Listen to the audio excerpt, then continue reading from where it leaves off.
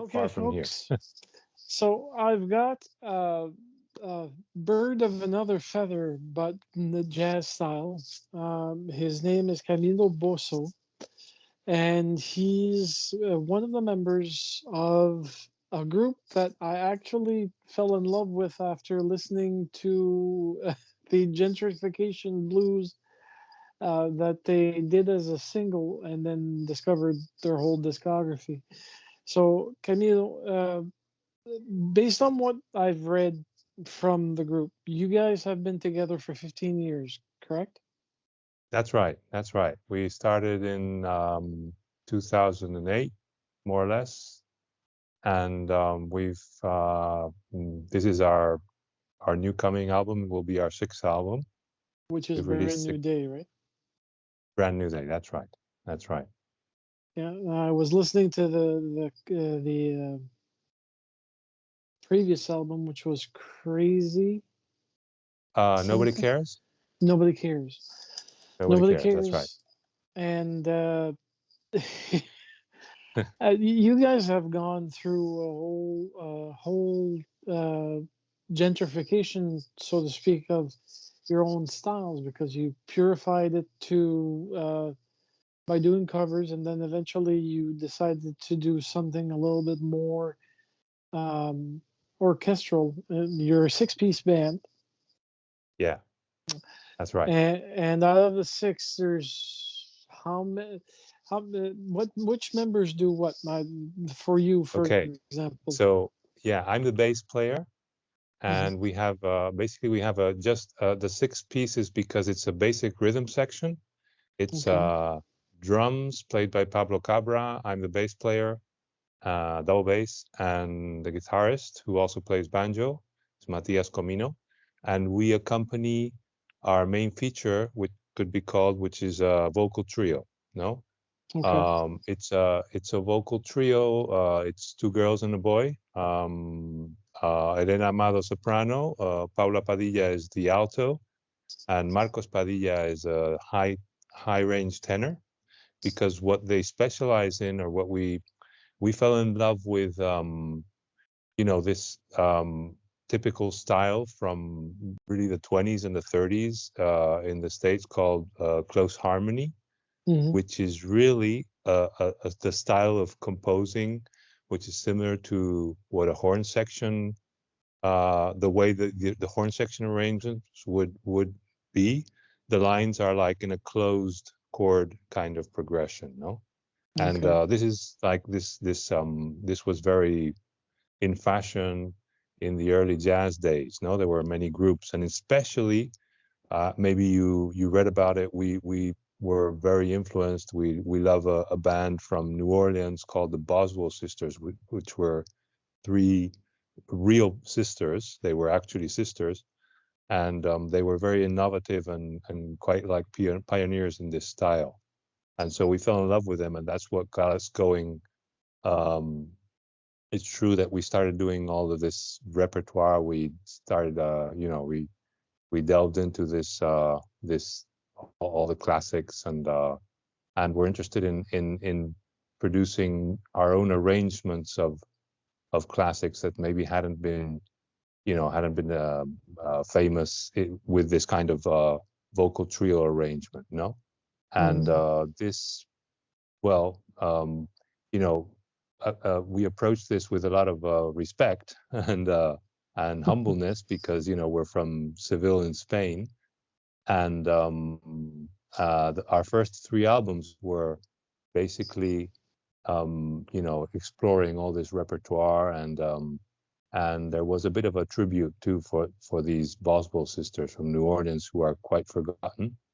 And one thing, I mean, gradually we had the need of doing our own material, of producing our own songs. And the last three albums we have are, well, this one is going to be all 12 originals.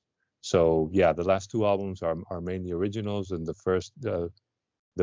previous from last, which is called Stomping in Joy, was already the one in which we had like already like five or six originals.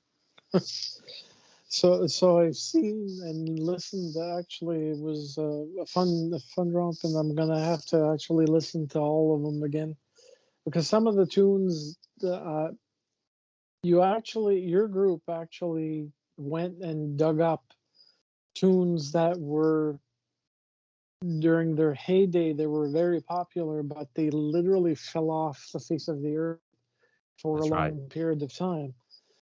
Mm. Now, the whole reason why I decided to actually contact you and ask you if you would like to do the interview or if your band could, and you mentioned, well, I'm more fluent, the rest of the Yeah. band isn't.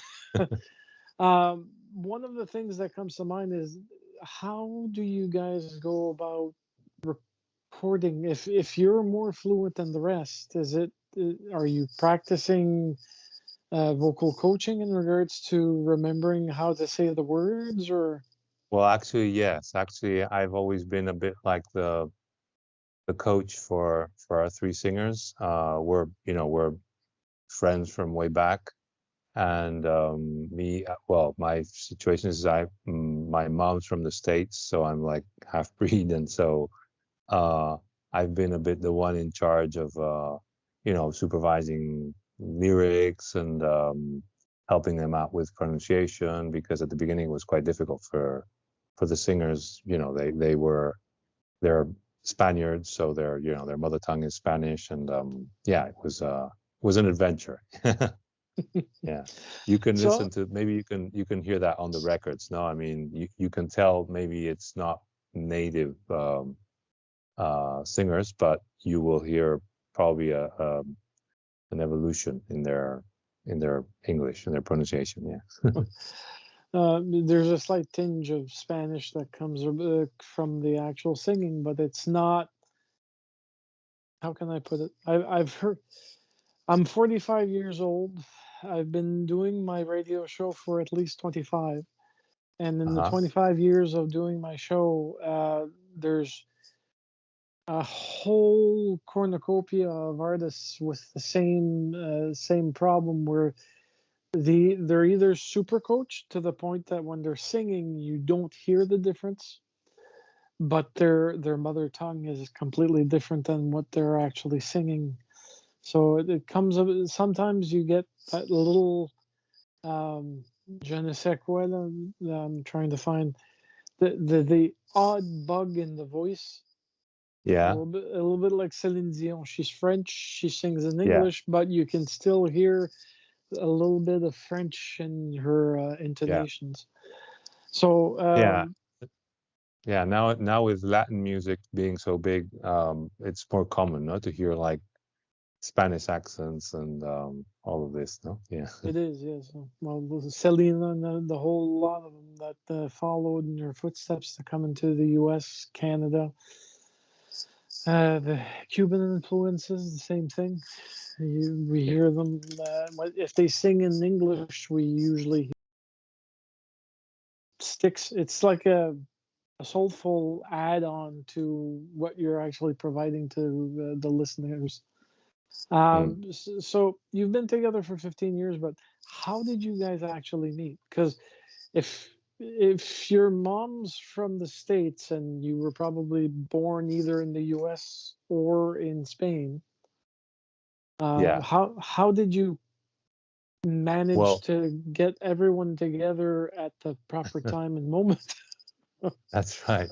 Yeah. Well, actually, the vocal trio, they're friends for even longer, and they had sung together in previous bands and musical groups because actually they also were partners in like in a let's say how do you say this in English, like a modern classical modern music ensemble, like more experimental. They had several projects, so they decided to get together to do this. And actually, the band started initially as a basic quartet with the guitarist Mhm. accompanying the vocal trio, and but shortly after, when they got going, we were more or less friends, or we knew each other from the scene in the musical scene in Seville. Mm-hmm. And Pablo and I, the drummer, and I will join the project when we were thinking of recording the first record. So it was actually during the first year. Yeah. So Okay. pretty soon we kind of established that big bands, big groups are a bit difficult to move and to get gigs. So the idea of becoming a sextet also was related with with having like the basic format where we could more or less function as a band, but having these three singers. Now we already had like a trio up front, so we needed like the basic rhythm section, let's say. So yeah, we try to, as the rhythm section or the trio, the instrumental trio, we try to sound as a band. What you will see in the records that we usually have guests, and many of them are long our habitual guests, and we have like long relationships, like with the horn trio that plays with us. They've been playing for several records with us, and we get along really well. So suffice it to say, it's an extended family, so to speak. Yeah. When we can, when we have the option, of course, we can have a bigger kind of gig. We like to present like the 9-piece or even 10-piece sometimes with piano and oh, hello. No, hold on. There we go. Okay, here we are. Yeah. Can you see me? I can see you very well. The fun thing about your sextet is that it's if you're touring and you don't want to have a big band. Big bands are logistically a nightmare because it's usually 16 band members, and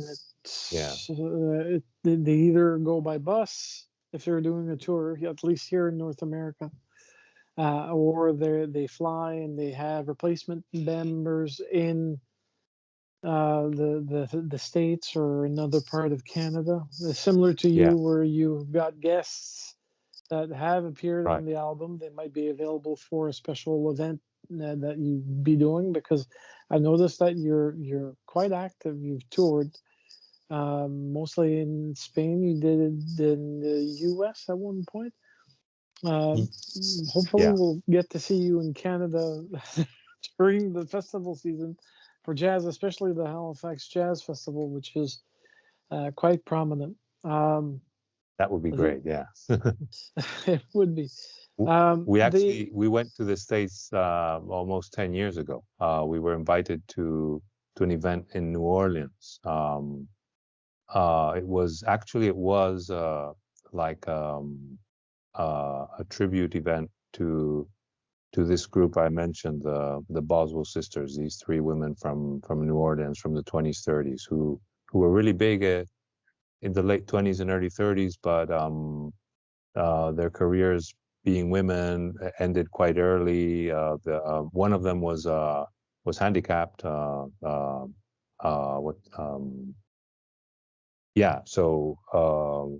Boswell, no, the other one, can't remember her name.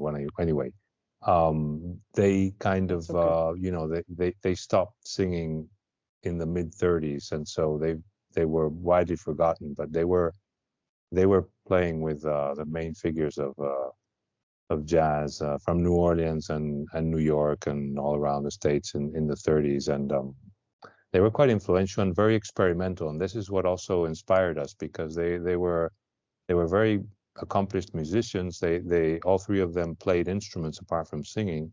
They ended up developing this kind of singing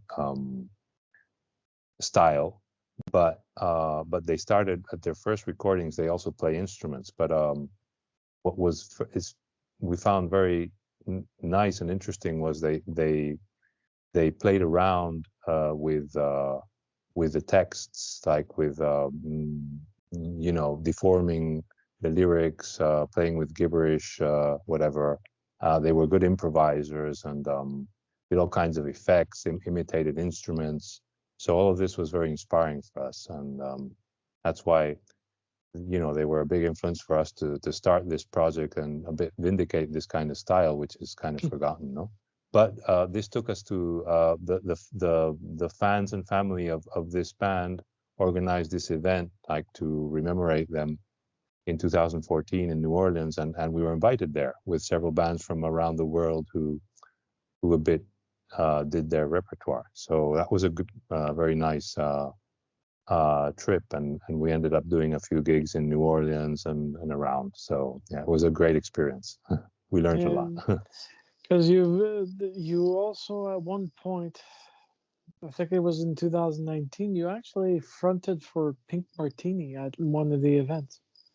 Yes, that was here in Spain, in Madrid, in a big festival, and yeah, that's right. I think it was 2019, yeah, Yeah. just before the pandemic. Yeah. And now, recently, in 2023, you had events that were mostly in December. The recording of your new album actually occurred during that period. Did you guys actually create the album during the pandemic or afterwards? No, actually, we created it. We've been creating the album this year, Okay. this past year, sorry, 2023. During the pandemic, we were releasing our previous album, the one you mentioned, Nobody Cares.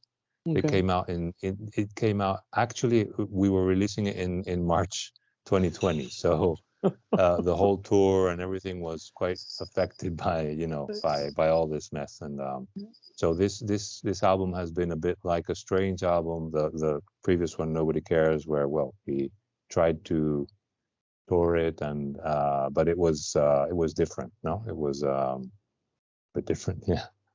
So yeah, this one is the work of actually of mainly 2023. We started having ideas a bit earlier, but yeah, well, mainly last summer we were, working hard on these songs, and we went to studio, yeah, in October, and I've been then with the mixing process and all that. Yeah. So when's the album going to be released? It's going to be released on March 13th. Perfect. And we'll probably release another single now in February, and probably a third single just like simultaneously to releasing the album in March. Yeah. So there we go. Yeah. So I know that the first single that you released is probably going to be on the album. Mm-hmm. That's The right. the funny thing about that particular single, and the whole reason why it popped into my mind that I should do an interview with you and about your band is that the actual song itself touches on today's societal issues with housing. Yeah. Totally. Unfortunately, in Moncton, it's one of the issues that we currently have, and we're not a very big city. We're just a city with two outliers, Dieppe and Riverview, but the whole of Canada is being affected by high price apartments Mm-hmm. where they used to cripes. When I moved to Moncton, I was paying $350 for what's it called? A bachelor apartment. So basically, one room apartment. Mm-hmm. And I had everything included. Nowadays, you're lucky if you're even paying close to that. And if it would probably be a room. Most apartments are close to Yeah. $800 plus, and they're Right. not the most luxurious either. So it's suffice to say that when I heard it, I actually enjoyed it very nicely, and I actually played it on my show, and I got some feedback from it. So, um, Right. in is the album title going to just be Brand New Day, or have you decided on something else? No, it's brand new day. Yeah, it's already because we're already um, in the process of pressing some physical copies, and yeah, the design is done, and the name is going to be Brand New Day. And it's true that I think the idea, well, as I was telling you, we started doing this music from almost a century ago, no, and a bit the drive that took us to do our own songs was this one, what you just mentioned, like talking about present day issues and bringing this style, to the present, and trying to contribute to this style with something new, and also expressing our concerns in today's world. So this is one of them, like talking about housing and all that. But so yeah, we have several songs in the album that touch like social related issues.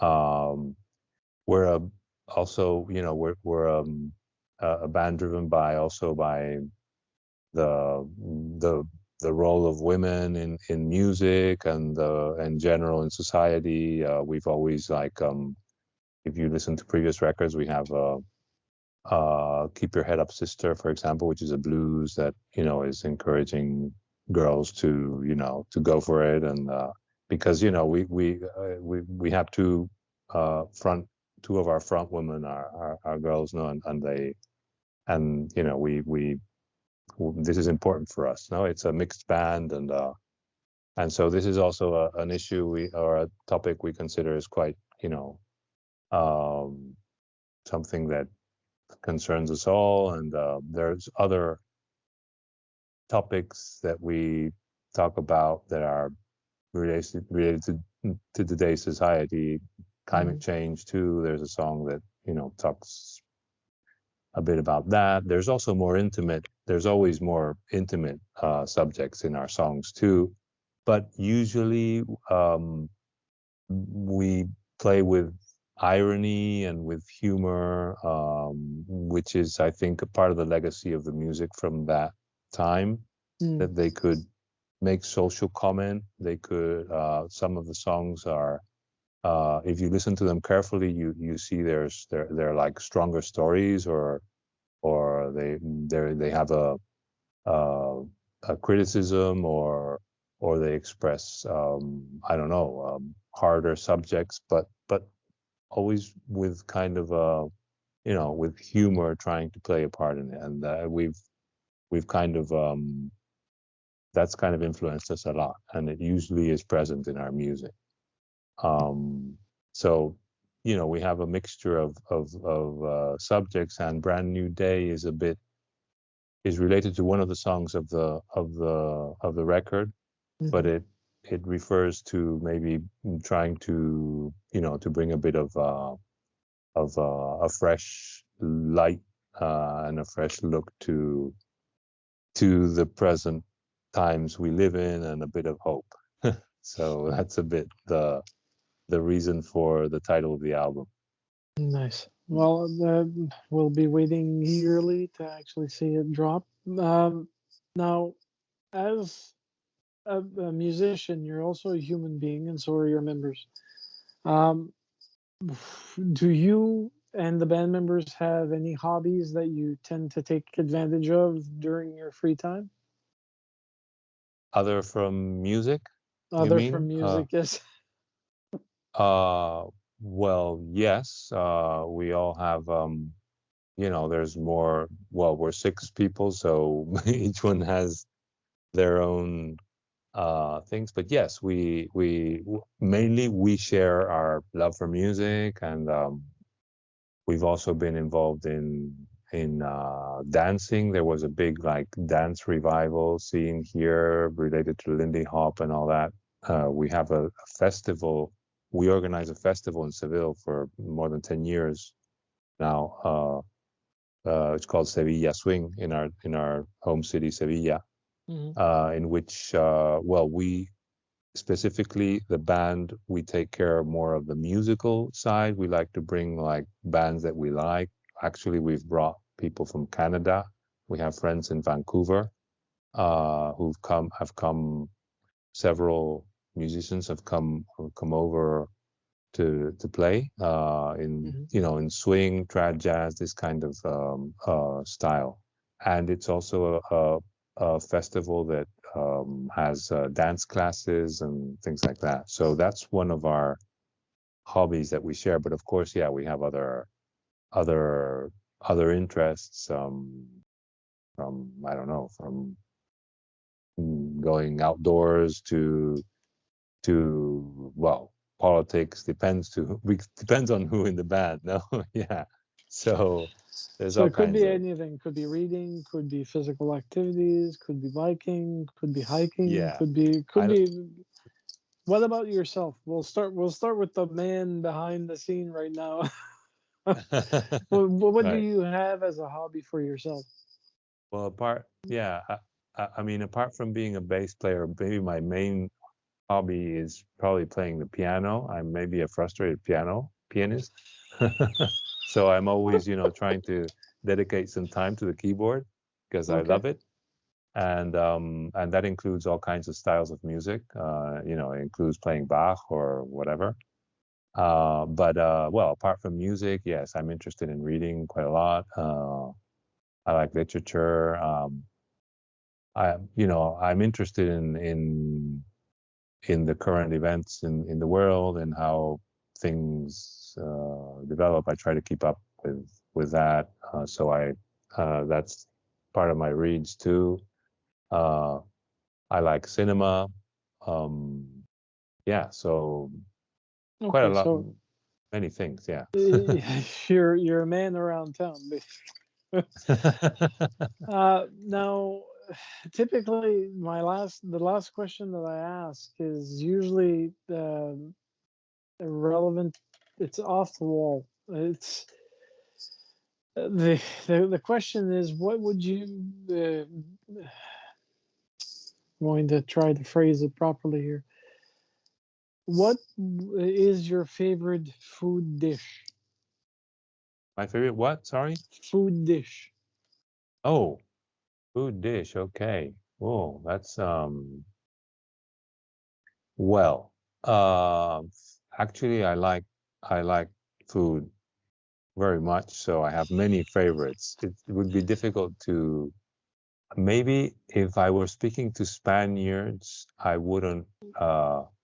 I would try to mention maybe I don't know some Asian dishes I love, but maybe talking to you over there in Canada, I could I could be a bit more proselytistic and talk about some Spanish food, which I think is great. There's great cooking here in Spain. So I mean, Mm, from what we call Spanish omelette with potato, or you got the typical dishes, but like paella and mm. etc. We have um, what they call serrano ham, you know, and but also there's all kinds of stews here in Spain which are maybe less well known and are delicious. No, from the north to the south, there are very different um, styles of cuisine.